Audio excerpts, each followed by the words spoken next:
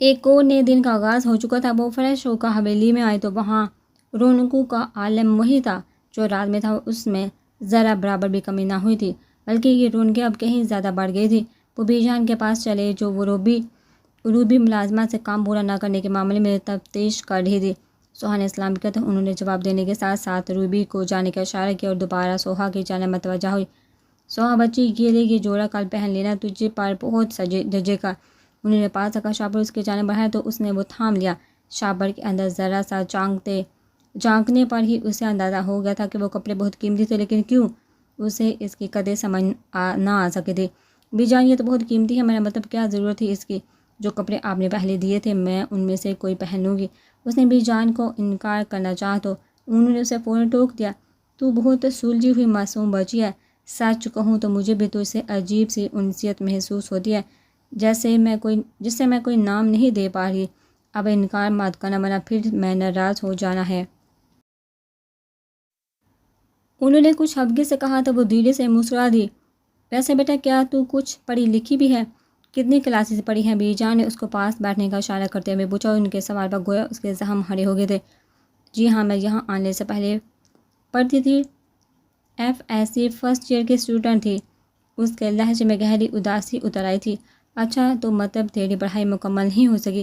چل کوئی گل نہیں، میں تجھے کتابیں منگوا کر دے دوں گی، تیاری کر لیو، پھر حیدر سے کہہ دوں گی وہ شہر لے جائے گا۔ تو اپنا امتحان دے دینا، لیکن ایک شرط پر، واپس میرے پاس ہی آنا ہوگا، کیونکہ اب تیرے بغیر میرا گزارا ممکن نہیں۔ انہوں نے محبت بھرے انداز میں اس کے سر پر ہاتھ پھیرا اور سوہا کی آنکھوں کی بجھی ہوئی وجود تو شہر جانے کے نام پر ہی جل اٹھی تھی۔ کچھ بھی تھا، شہر میں اپنے ماں باپ سے ملنے کی امید تو وہ زندہ رکھ سکتی تھی، یہاں گاؤں میں وہ ان سے میلوں کے فاصلے پر تھی۔ اب وہ بی جان کو اس بات کا کیا جواب دیتی کہ بی جان، جس جگہ آپ مجھے دوبارہ آنے کو کہہ رہی ہیں، اس جگہ میں واپس پلٹ کر بھی نہ دیکھوں؟ یہ حویلی میرے لیے زندان ہے، یہاں سے نکلنے کے بعد ہی میری آزادی کے راستے نکل سکتے ہیں۔ بی جان کی تسلی کے لیے اسے محض ہلکے سے سر ہلا کر رہ گئی۔ سب نے زونیا کر چھیڑ کر برا حال کر دیا تھا۔ دوسری طرف معاذ کا حال بھی زونیا سے کچھ الگ نہ تھا۔ سالک حیدر صبح ہی ڈیری کی طرف چلا گیا تھا بابا خان کے ساتھ۔ وہ اپنے کپڑے کا شاپر جو کہ بی جان نے اسے دیے تھے وہ انیکسی میں رکھنے کی غرض سے حویلی کے داہنے دروازے کی سیڑھیاں عبور کرنے ہی والی تھی کہ پیچھے اپنے نام کی پکار سن کر رک گئی۔ پلٹ کر دیکھا تو پروشا کھڑی تھی۔ سوہا عیسائی انداز میں کہتے اس کے قریب آ گئے۔ نام اچھا ہے تمہارا، مگر تمہارا کام ماشاءاللہ، یہ کیا لے کر جا رہی ہو؟ ہاں دکھاؤ ذرا۔ اس سے پہلے کہ سوہا کچھ جواب دیتی اس نے اس کے ہاتھوں سے شاہ پر اچک لیا اور برق رفتاری سے اس میں رکھا سوٹ باہر نکال لیا۔ پیچگینی سے کچھ دیر سوٹ کو دیکھنے کے بعد اس نے ماتھے پر 1000 بار ڈالتے ہوئے سوہا کو دیکھا۔ اتنا قیمتی سوٹ کس نے دیا ہے تمہیں؟ وہ ہونہار لہجے میں بولی۔ مجھے یہ خانم نے دیا ہے، سوہا نے جواب دیا۔ یہ تمہیں بی جان نے دیا ہے؟ تم ہو کون؟ ایک معمولی سے ملازمہ۔ مجھے تو اس بات کی سمجھ نہیں آتی کہ بی جان آخر تمہیں اتنی اہمیت کیوں دے رہی ہیں؟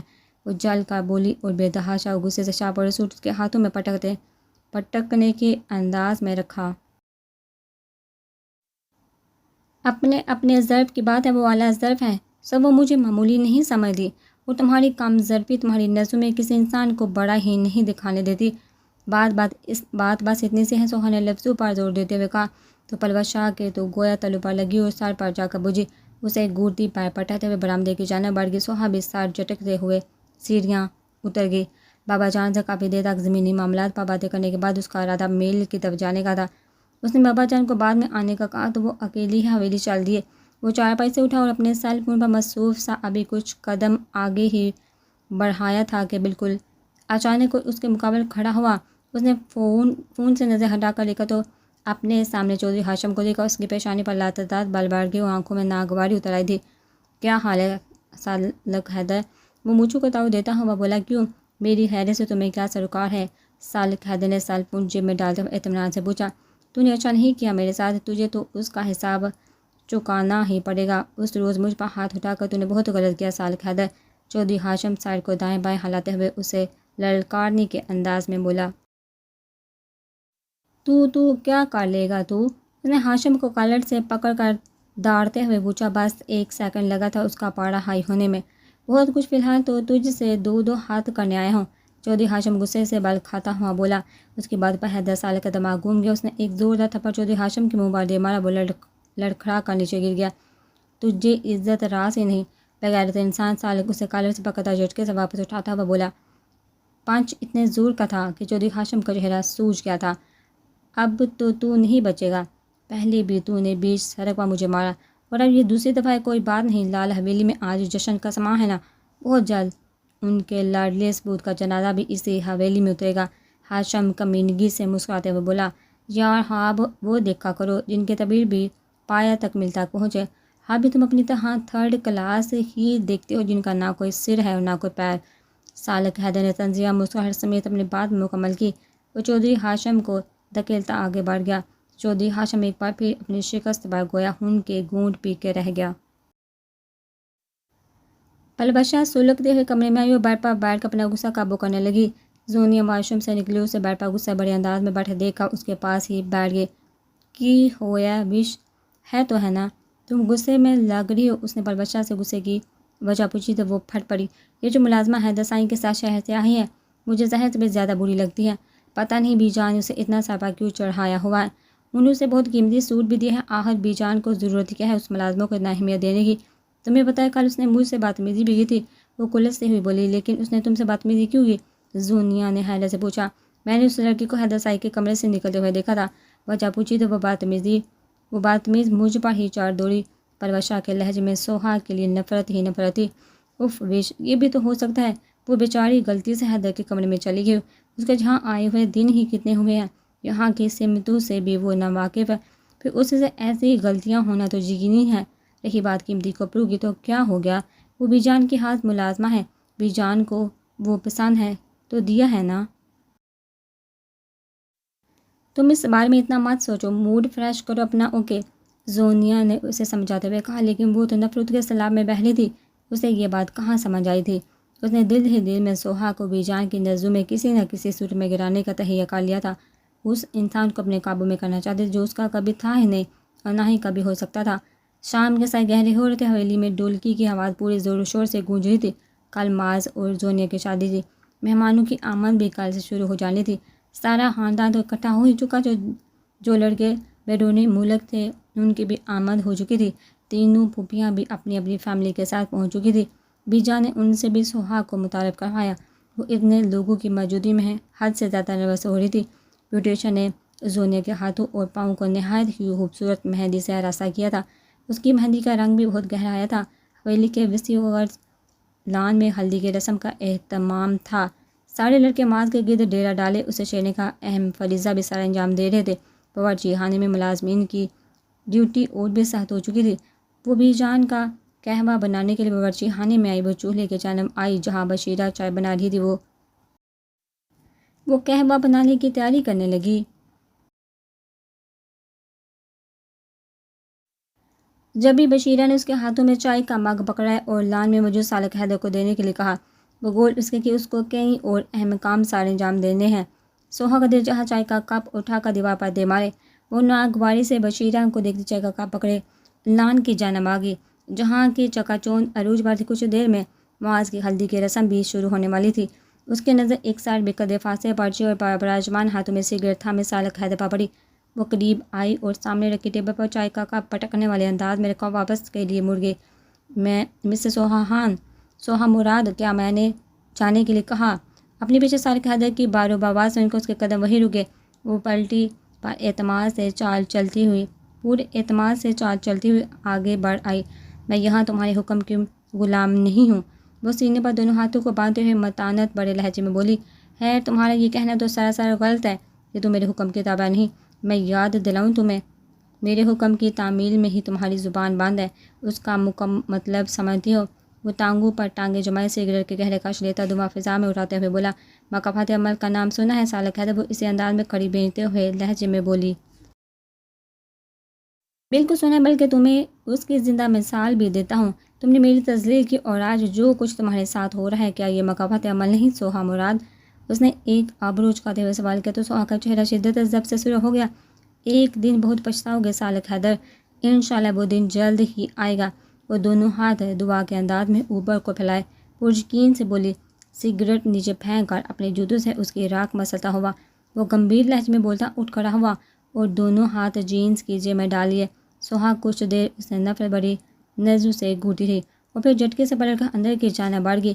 سالک حیدر کی سلگتی نزو نے تب تک اس کا پیچھا کیا جب تک وہ نزو سے اوجھل نہیں ہوگی۔ ٹیبل پر بڑی چائے کب کی ٹھنڈی ہو چکی تھی۔ پرویز شاہ کمرے میں داخل ہوئی، محتاط نگاہوں سے ادھر ادھر دیکھا، کمرے میں کوئی بھی موجود نہ تھا۔ یہ علیزے، مائدہ اور اس کا مشترکہ کمرہ تھا۔ وہ بیڈ پر بیٹھ کر اپنے دونوں پاؤں سے سونے کی پازیب اتاری، ایک نظر پورے کمرے میں دوڑائی اور پھر اس کی نظر ڈریسنگ ٹیبل کی نچلی دراز پر آ کر ٹھہر گئی۔ اس نے جلدی سے ڈریسنگ ٹیبل کی نچلی دراز میں احتیاط سے ڈالی کے اندر وہ پازیب رکھ دی اور دراز بند کر کے اطمینان سے باہر نکل گئی۔ باہر لان میں مرد حضرات معاذ کی مہندی ہلدی کی رسم نبھا رہے تھے۔ سوہا بی جان کو کہبہ دینے کے بعد اب ان کے کہنے پر صفیہ بیگم زونی کی امی کو بلانے کے لیے حال کمرے سے گزری تھی۔ اسے پرویز شاہ کی آواز سنائی دی۔ وہ مائدہ کو اس کا سیل فون اوپر سے لانے کے لیے اسے سوہا کو اوپر بھیجنے کا کہہ رہی تھی۔ جب بھی مائدہ کی نظر اس پر پڑی تو اس نے سوہا کو آواز دی۔ وہ نہ چاہتے ہوئے بھی ان کے قریب گئی تو مائدہ نے سمت بتاتے ہوئے اوپر اپنے کمرے سے اسے ایک فون لانے کو کہا تھا۔ اس نے پہلے صفیہ بیگم کو بی جان کا پیغام دیا اور خود اوپری چل دی۔ وہ مائدہ کے بتائے ہوئے کمرے میں داخل ہوئی۔ اس نے بیڈ پر رکھا سیل فون اٹھایا اور نیچے چلی آئی۔ مائدہ کو فون تھماتے ہوئے اس نے پرویز شاہ کی آنکھوں میں کمینی سے چمک پر غور ہی نہیں کیا اور کچن میں چلی گئی کیونکہ اسے اب بھوک محسوس ہو رہی تھی۔ وہ فارغ ہو کر کچن سے نکلی۔ اس کا ارادہ اب تھوڑی دیر کے لیے نیکسی میں جانے کا تھا۔ جب بھی اس کا بازو سختی سے کسی نے پکڑا، اس نے تڑپ کر دیکھا تو سامنے پرویز شاہ کھڑی تھی۔ چھوڑو مجھے، یہ کیا کر رہی ہو تم؟ اس نے اس کی گرفت سے اپنا بازو آزاد کرانا چاہا۔ چھوڑ دوں گی، پہلے یہ بتاؤ میری سونے کی پازیب کدھر ہے؟ اس نے بلند آواز میں پوچھا تو دھیرے دھیرے سب ادھر ہی جمع ہو گئے۔ سوہا کا چہرہ مارے سپی کے لال ہو گیا تھا۔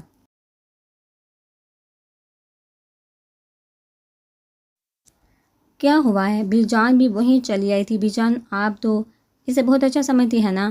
اس نے میرے سونے کی پازیب چوری ہے۔ یہ مائدہ کا فون لینے ہمارے کمرے میں گئی تھی اور آخری بار یہی کی تھی۔ آپ یہ بتائیے کون چوری کر سکتا ہے وہ پازیب؟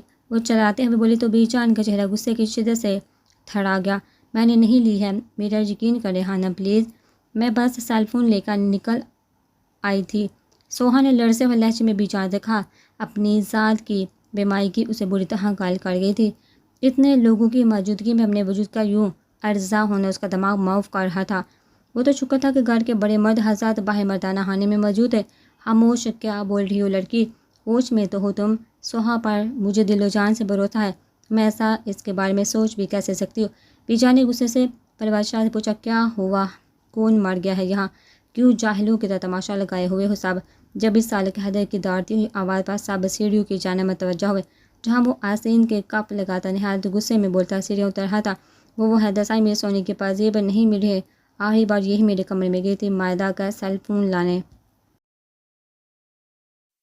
پرویز شاہ نے اپنی بوکھلاہٹ چھپاتے ہوئے اپنی بات دہرائی۔ اس کے کہنے پر سالک نے سوہا کی جانب دیکھا۔ وہ آنسو سے بڑی آنکھیں اور لرزتے ہونٹوں سمیت سر کو دھیرے دھیرے نبھے میں ہلا رہی تھی۔ باقی سب خاموش سے بی جان تاثر بڑی نظر سے پرویز شاہ کو دیکھ رہی تھی۔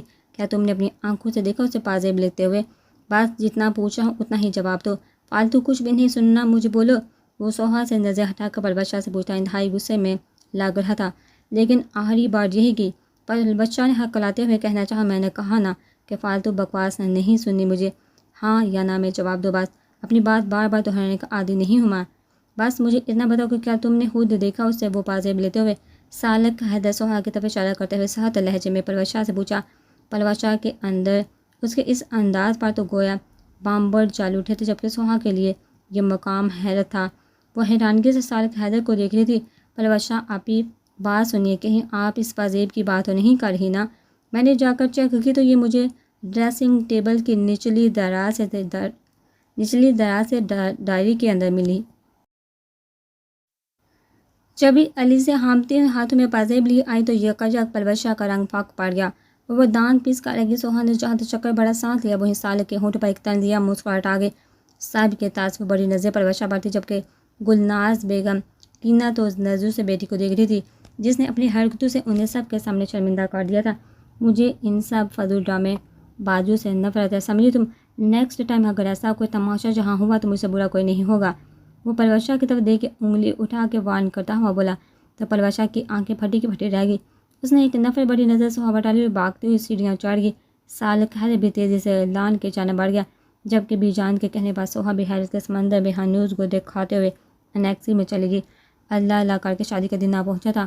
آج وہ بی جان کے دیے ہوئے جوڑے میں ملبوس بال گیلے ہونے کی وجہ اس نے بالوں میں کیچا لگا کر بال کھلے ہی چھوڑ دیے تھے اور دوپٹہ سر پر لے لیا تھا۔ وہ بی جان کے پاس آئی تو انہوں نے اسے دیکھا، کھلے دل سے ان کے بہت اصرار پر نہ چاہتے ہوئے بھی اس نے ان کے ہی میک اپ کٹ سے لائٹ سے لپسٹک اور آنکھوں میں کاجل ڈال لیا تھا۔ بی جان تو گویا خوشی سے نحال ہی ہو گئی تھی جب سے شکورہ آئی تھی۔ شکورہ کے مزے ہو گئے تھے۔ اسے ضرورت سے زیادہ ہی فراغت حاصل ہو گئی تھی۔ بی جان شکورہ کی خبر لینے کا سوچتی سوہا سے اپنے بالوں میں پراندہ لگانے کو کہنے لگی۔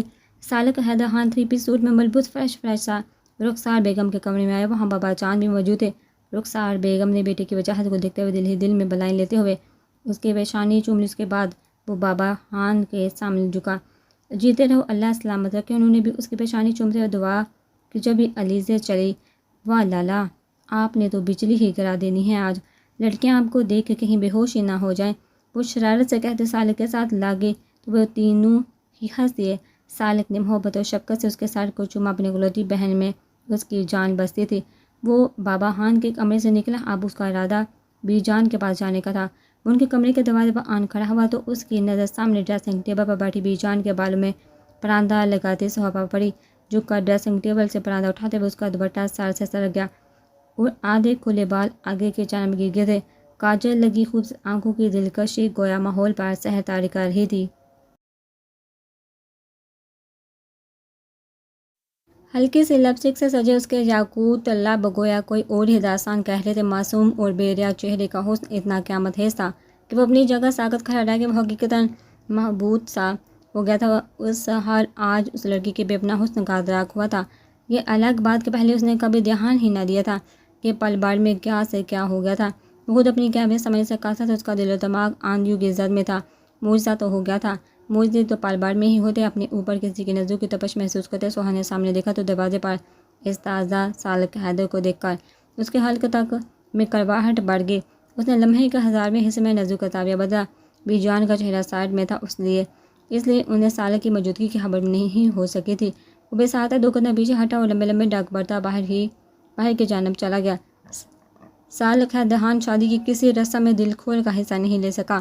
اس کے ہوش حواس معطل سے ہو گئے تھے۔ وہ یہاں حاضر ہوتے ہوئے بھی حاضر نہ تھا۔ اس کے جذبات میں یہ اچانک جو تبدیلی رونما ہوئی تو وہ اسے سمجھنے سے مکمل طور پر ناکام تھا۔ کئی دفعہ اس نے اپنی سوچوں پر باندھنے کی کوشش کی لیکن اس کی سوچیں منہ زور گھوڑے کی مانند بنا لگام کے بس بھاگے جا رہی تھی۔ بار بار وہی دل فریب منظر اس آنکھوں کے سامنے آ کر اس کا ضبط آزمانے پر مجبور کر رہا تھا۔ اسے لگا وہ جہاں مزید رکا تو اپنا ضبط کھو بیٹھے گا۔ اس لیے اس نے دادا سائن سے ولیمے کے فوراً بعد شہر جانے کے سلسلے میں بات کرنے کو سوچا۔ اسے معلوم تھا کہ سب اس کے اس فیصلے پر ناراض ہوں گے لیکن یہ تو طے تھا کہ وہ اب مزید یہاں نہیں رک سکتا تھا۔ شادی کا مرحلہ بھی خیر و عافیت سے انجام پا گیا تھا۔ دوسرے روز معاذ اور زونیہ کا نکاح تھا۔ معاذ بلیک 3 پیس سوٹ میں کھلے چہرے کے ساتھ بہت پیارا لگ رہا تھا جبکہ زونیہ بھی شعلہ جوالا بنی شرمائی لجائی نظر لگ جانے کی حد تک پیاری لگ رہی تھی۔ گھڑی رات کے 10:30 بجا رہی تھی۔ وہ دادا سائن سے بات کرنے کے غرض سے لائبریری روم میں آیا۔ اسے معلوم تھا وہ اس وقت یہیں ملیں گے۔ سالک حیدر نے اندر داخل ہوتے ہوئے سلام کیا تو انہوں نے جوش و خروش سے جواب دیتے ہوئے بیٹھنے کا اشارہ کیا۔ دادا سائن، ایکچولی مجھے ایک امپورٹنٹ بات کرنی ہے آپ سے، اس نے بنا کسی تمہید کے اصل موضوع کی طرف آتے ہوئے کہا۔ ہاں بولو برخوردار۔ انہوں نے اجازت دی۔ دادا سائن، میرا شہر جانا بہت ضروری ہے۔ میں یہاں ولیمے میں لالا کی شادی اٹینڈ کرنے آیا تھا۔ مجھے اب جانا ہوگا۔ میں جلدی ہی آ جاؤں گا، پلیز۔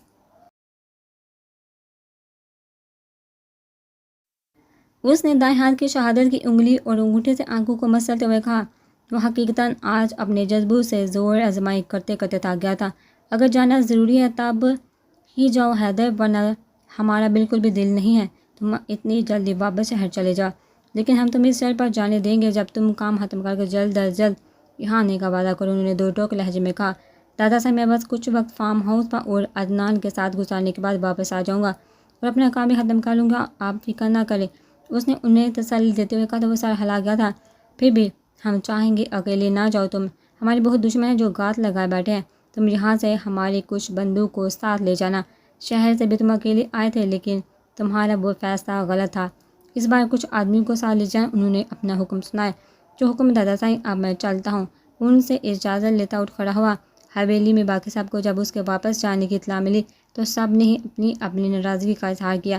بی جان اور رخسار بیگم اب دیدہ ہوگی، اور ساتھ ہی اسے روکنے کی بھی کوشش کی، لیکن وہ سالک حیدر تھا، اپنی مرضی کرنے والا۔ تھک ہار کر وہ اس کی ضد کے آگے چپ کر گئی۔ بی جان نے اسے سوہا کی کتابیں بھی شہر سے لانے کے لیے کہا تو وہ حامی بڑھ گیا۔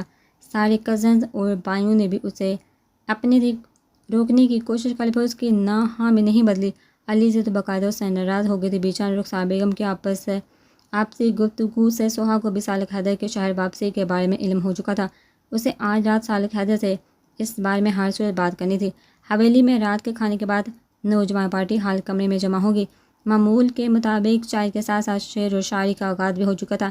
سالک حیدر اپنے کمرے میں تھا۔ وہ بی جان کے ضروری کام نپٹانے کے بعد ان کی اجازت سے ان کے کمرے سے نکل آئی، بقول بی جان کے اگر انہیں کوئی ضرورت پڑی تو وہ شکورہ کو کہہ دیں گی۔ سوہا محتاط نظروں سے ادھر ادھر دیکھتی سیڑھیاں پار کرتے راہداری کی جانب آئی، پھر بائیں سائڈ پر موجود سالک حیدر کے کمرے کے بند دروازے کو دیکھا۔ اس نے ایک بار پھر محتاط نظروں سے چاروں جانب نظر دروازے پر ہلکی سی دستک دی۔ آج وہی باروب لہجہ۔ وہ گہرا سانس بھرتے اندر داخل ہوئی۔ اندر داخل ہونے کے بعد آنکھیں پھاڑ کر دیکھنے کے بعد وہ اسے بر پر بیٹھا نظر آیا۔ وہ مسلسل سائڈ لیمپ آن اور آف کر رہا تھا۔ میں ہوں سوہا مراد، مجھے تم سے کچھ بات کرنی ہے۔ سوہا کی آواز پر اس کے ہاتھ تھم گئے۔ وٹ؟ وہ لیمپ آن کر کے جھٹکے سے اٹھ کھڑا ہوا اور کمرے کی لائٹ آن کر دی۔ کیوں آئی ہو یہاں؟ روح موڑ کر اپنے محسوس انداز میں جیبوں میں ہاتھ ڈالتا وہ ہلکے سے سر جھکاتے ہوئے خود کو کمپوز کرنے کی کوشش کے بعد سوہا کی جانب پلٹ کر بولا، میں نے سنا ہے تم شہر جا رہے ہو۔ سوہا کے پوچھنے پر سالک حیدر نے سوالیہ نظروں سے اسے دیکھا۔ پھر میرا کیا سالک حیدر؟ ہاں بتاؤ تم۔ مجھے ہر سو تمہارے ساتھ جانا ہے، چاہے کچھ بھی ہو جائے۔ وہ بے بسی سے روان تھی ہوگی، لیکن وہ اس شخص کے آگے کمزور نہیں بننا چاہتی تھی، اسی لیے اپنے لہجے میں ہٹ درمی کا تاثر بھی نمایاں رکھا، ورنہ وہ دھیرے دھیرے قدم اٹھاتا اس کی جانب بڑھتے ہوئے بولا، تم مجھے مجبور نہیں کر سکتے، سمجھے تم؟ پلیز مجھے یہاں سے لے جاؤ ورنہ میرا یہاں دم گھٹ جائے گا۔ وہ دھیمے مگر بے بسی سے چور لہجے میں بولتی۔ اس کے بڑھتے قدموں کی وجہ سے نادانستگی میں پیچھے کی طرف الٹے قدم بڑھا رہی تھی، پھر یکدم وہ دیوار سے جا لگی۔ سالک حیدر نے دونوں ہاتھ دیوار پر اس کے اطراف میں رکھ دیے اور اپنی سرخ آنکھیں اس پر ٹکا دی۔ عین ممکن تھا سوہا مراد کہ میں تمہارے اس مطالبے پر غور فرماتا، لیکن اب تو یہ قطعی ناممکنات میں سے ہے۔ اس کے لہجے میں زندگی کی سب سے بڑی بساط پر ہار جانے والا ضیاء چیخیں مار رہا تھا۔ تمہیں میں شہر نہیں لے جا سکتا۔ سالک اپنے ہاتھ ہٹاتے ہوئے رخ موڑ گیا۔ لیکن کیوں؟ پلیز مجھ پر رحم کرو۔ آخر تم کیوں اتنے بے رحم ہو؟ سالک حیدر اسے اپنی چلاتی آواز پر قابو پاتے ہوئے گھٹے گھٹے لہجے میں سوال کیا۔ مجھ سے فضول بحث مت کرو، اور ہاں میری پچھلی بات کو ذہن میں رکھنا، بی جان یا پھر حویلی کے کسی بھی فرد کو اس بابت بتاؤ گی تو اس کی ذمہ دار تم خود ہوگی۔ اس نے اس کو دوبارہ یاد دہانی کروائی۔ اللہ کرے تم مر جاؤ سالک حیدر، میں روز تمہارے زوال کی دعائیں مانگتی ہوں، اللہ کے گھر دیر ہے اندھیر نہیں، مجھے پورا یقین ہے وہ میری دعائیں رد نہیں کرے گا۔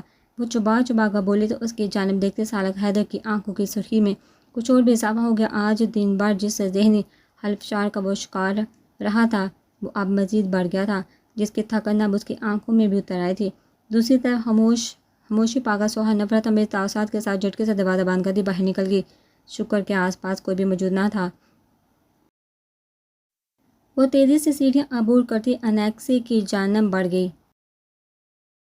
آج وہ شہر واپس جا رہا تھا۔ سب سے ملاقات اور سب کی دعائیں لینے کے بعد وہ جانے کے لیے بلٹا۔ نوکدار جوتوں کے ساتھ بلیک شرٹ بلیک جیکٹ میں آنکھوں پر گلاسز لگائے وہ مردانہ وجاہت کا منہ بولتا ثبوت لگ رہا تھا۔ ڈرائیور نے بلیک فارچیونر کا فرنٹ سیٹ ڈور کھولا تو وہ سب کے الوداعی کلمات کا جواب دیتے ہوئے گاڑی میں بیٹھ گیا۔ جب بھی اس کی نظر سوئمنگ پول کے پاس کھڑی سوہا پر پڑی، اس کے چہرے پر سالک حیدر کے لیے نفرت اور حقارت کے سوا کوئی جذبہ نہ تھا۔ اس نے فوراً سے نظر ہٹا کر ڈرائیور سے گاڑی آگے بڑھانے کو کہا۔ اس کے حفاظتی گارڈ کی گاڑی اس کی گاڑی کے پیچھے موجود تھی۔ گاڑی حویلی کے گیٹ سے باہر نکلی تو اس نے ایک بار پھر عدنان کو کال ملانے کی کوشش کی۔ وہ جب سے گاؤں آیا تھا اس کی عدنان سے بات ہی نہ ہو سکی تھی۔ اس نے کئی بار فون ملایا لیکن دوسری جانب سے کوئی رسپانس نہیں مل رہا تھا۔ ہر بار اس کا فون آف ہی ملا تھا۔ وہ الجھ سا گیا اور عدنان اس کا فون کیوں نہیں پک کر رہا تھا۔ آپ کے شوہر اب خطرے سے باہر ہے، پریشانی والی اب کوئی بات نہیں، رات تک انہیں ڈسچارج کر دیا جائے گا۔ کوشش کر کے انہیں بری خبر سے دور رکھیں ورنہ ان کی طبیعت دوبارہ خراب ہو سکتی ہے۔ ویسے ابھی وہ بہتر ہیں۔ ڈاکٹر کے یہ الفاظ تو گویا اسما بیگم کے لیے آب حیات ہے۔ مراد صاحب کو 2 روز ICU میں رکھنے کے بعد ان کی طبیعت کچھ سنبھلنے پر روم میں شفٹ کر دیا گیا تھا۔ مزید 2 دن گزرنے کے بعد ڈاکٹر نے انہیں آج رات گھر جانے کی اجازت دے دی تھی۔ مراد صاحب جو خود بھی گھر جانا چاہتے تھے، اسما بیگم نے تو شکر بڑا سانس بھرا اور سجدے میں گر کر اس پاک ذات کا شکر ادا کرنے لگی۔ اسی دوران سلطانہ پروسن نے ان کا بہت ساتھ دیا تھا۔ وہ اب بھی اسما بیگم کے ساتھ موجود تھی۔ مراد صاحب کو گھر لے جانے کا سن کر وہ بھی بہت خوش ہوئی تھی۔ سورج غروب ہونے کو تھا جب وہ فارم ہاؤس پہنچا تھا۔ ملازمین اس کو دیکھ کر الرٹ ہو گئے تھے کیونکہ ان کا غسیل لحاظ واپس جو آ چکا تھا۔ وہ فریش ہو کر رات کے ڈنر سے فارغ ہوا تو حویلی فون کر کے اپنے خیریت سے پوچھنے کی اطلاع دی اور ایک بار پھر عدنان کو کال ملائی۔ اس بار بھی کوئی رسپانس نہ ملنے پر وہ جلا گیا۔ جب اسے عدنان کے کزن ریحان کا فون آیا، وہ عدنان کے توسط سے اسے جانتا تھا۔ اس نے ریحان کو کال کی تو فون ریسیو کر لیا گیا۔ خیر و عافیت کے بعد اس نے عدنان کا پوچھا، حیدر بھائی میں آپ کو اطلاع کرنے ہی والا تھا، پر 3-4 روز تو ہمارے اتنے مشکل گزرے کہ چاہتے ہوئے بھی آپ کو نہیں بتا سکا۔ عدنان کا ایکسیڈنٹ ہو گیا، اس کی کنڈیشن کافی سیریس تھی لیکن اللہ کا شکر ہے وہ اب ٹھیک ہے۔ ریحان کی تفصیلات بتانے پر سالک حیدر بہت زیادہ پریشان ہو گیا تھا۔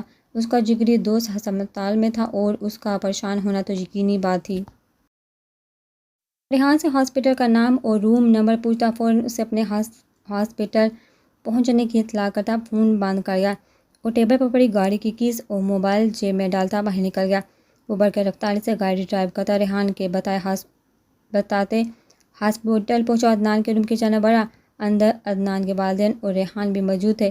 اس نے سلام کیا اور جو ہی عدنان کو اس حالت میں بیڈ پر لیٹا ہوا دیکھا تو بے ساختہ آگے بڑھ کر اس پر جھک گیا۔ عدنان عدنان اس کے پکارنے پر عدنان نے آہستگی سے آنکھیں کھول جو سالک کو دیکھ کر اس کے لبوں پر دھیمی سی مسکراہٹ نے اپنا تاثر دیا۔ کچھ مت بولو، بس رس کرو، انشاءاللہ تم بالکل ٹھیک ہو جاؤ۔ اس نے عدنان کے ہاتھوں پر اپنا تسلی بڑا ہاتھ رکھتے ہوئے کہا تو وہ ہلکے سے سر ہلا گیا جہاں عدنان کے پاس رکنا چاہتا تھا، لیکن عدنان کے والدین نے اسے ہر طرح سے تسلی کے ساتھ میں یہ بھی یقین دلایا کہ وہ اب پہلے سے ٹھیک ہے، وہ دن میں آ کر اسے دیکھ سکتا ہے۔ انہوں نے اسے کہا کہ وہ لمبے سفر سے آئے، اسے آرام کی ضرورت ہے۔ اس کے کہنے پر ونڈا چاہتے ہوئے بھی حامی برتا کچھ دیر ان سے ادھر ادھر کی باتیں کرتا کل آنے کا کہہ کر اٹھ کھڑا ہوا۔ وہ جیسے ہی ہاسپٹل کی راہداری کی جانب آیا، کاؤنٹر پر موجود لڑکی کے منہ سے اسما مراد کی پکار سن کر چونک گیا اور پھر اپنے نام کی پکار سن کر جو عورت اسے کاؤنٹر کی سمت آتی دکھائی دی اس پر نظر پڑتے ہی سالک حیدر کے چہرے پر بے یقینی کے ساتھ ساتھ زلزلے کے سے آثار نمایاں ہو گئے تھے۔ یہ چہرہ تو وہ بھی جان کی پرانی البم میں دیکھ چکا تھا۔ اس چہرے اور اس نام سے تو اس کی شدید ترین نفرت وابستہ تھی۔ اس عورت کی وجہ سے تو سالوں پہلے حویلی کی عزت پر لوگوں کی سوالیہ نظریں اٹھی تھی اور یہ کیسے بھول سکتا تھا۔ یکا اس کے ذہن میں جمعہ ہوا اور زبیر کی آواز گونجی، سر باپ کا نام مراد ہے اور ماں کا نام اسما ہے تو گویا سوہا مراد اس عورت کی بیٹی تھی جس سے وہ بے تحاشا نفرت کرتا تھا۔ اس عورت کے کاؤنٹر سے جانے کے بعد وہ کھولتے ہوئے دل و دماغ کے ساتھ کاؤنٹر پر آیا۔ ایکسکیوز می، یہ جو ہاتھون گے ہیں ان کا یہاں کون ایڈمٹ ہے؟ اس نے کاؤنٹر پر موجود لڑکی سے اس کمرے کی طرف اشارہ دیتے ہوئے پوچھا جہاں وہ عورت گئی تھی جی ان کے ہسبینڈ کی حالت کافی سیریس تھی لیکن اب وہ بہتر ہے، ابھی انہیں ڈسچارج کر دیا جائے گا۔ اس لڑکی کی انفارمیشن پر وہ دہکتے دماغ پر قابو پاتے تیزی سے مڑا ہاسپٹل کی منظر سے باہر نکل گیا۔ سوہا مراد نے بھی تو اپنے باپ کی طبیعت کی خرابی کا کہتے اس کے سامنے آنسو بہائے تھے۔ یہ ساری باتیں ایک ہی سلسلے کی کڑی ہی تو تھی۔ جس طرح کے ذہنی ادھیڑ بند میں وہ گاڑی ڈرائیو کرتا فارم ہاؤس پہنچا تھا، اس کا ایکسیڈنٹ بھی ہو سکتا تھا۔ فارم ہاؤس پہنچ کر وہ کسی کو ڈسٹرب نہ کرنے کا کہہ کر زوردار آواز میں کمرہ بند کر گیا تھا۔ کل حویلی میں اس پر جو انکشاف ہوا تھا اس لڑکی کے متعلق جس کو وہ اپنی نفرت کے بھی قابل نہ سمجھتا تھا، یہ پل بھر میں کیا سے کیا ہو گیا تھا اور آج وہ ہاسپٹل میں اس نے دیکھا اور اس پر جو حقیقت آشکار ہوئی تھی وہ بھی اپنے مکمل وجود میں آ کر اس کے سامنے کھڑی تھی۔ جس حقیقت سے وہ کل سے نظر چرائے پھر رہا تھا، آخر وہ کب تک اور کہاں تک اس حقیقت سے بھاگ سکتا تھا؟ یعنی کہ اس کے دل کی دنیا میں ارتعاش بھی پیدا ہوا تو ایک ایسی لڑکی کے لیے جس کی ماں سے اسے شدید نفرت تھی، اس لڑکی سے جس کے وجود میں محض اپنی نفرت کا زہر انڈیلنے کے لیے وہ اسے گوا کر اغوا کر گیا تھا، تو کیا سچ میں سوہا مراد اسی عورت کی بیٹی تھی جسے وہ اپنی نفرت کے قابل بھی نہیں سمجھتا تھا؟ سوچتے سوچتے سالک حیدر کا ذہن موف ہو رہا تھا۔ دونوں ہاتھ ڈریسنگ ٹیبل پر جمائے وہ سورہ آنکھوں سے سامنے آئینے میں اپنے عکس دیکھ رہا تھا۔ نہیں، یہ نہیں ہو سکتا، یہ کیوں ہوا؟ یہ نہیں ہونا چاہیے تھا۔ ہاتھ مار کر ڈریسنگ ٹیبل سے ساری چیزیں نیچے پھینکتے ہوئے وہ گویا زخمی شیر کی مانند چلایا تھا۔ اس نے ایک زوردار مکہ ڈریسنگ ٹیبل کے آئینے پر مارا تو نتیجتاً اس کا ہاتھ لہو لہان ہو گیا، لیکن اسے پرواہ کہاں تھی۔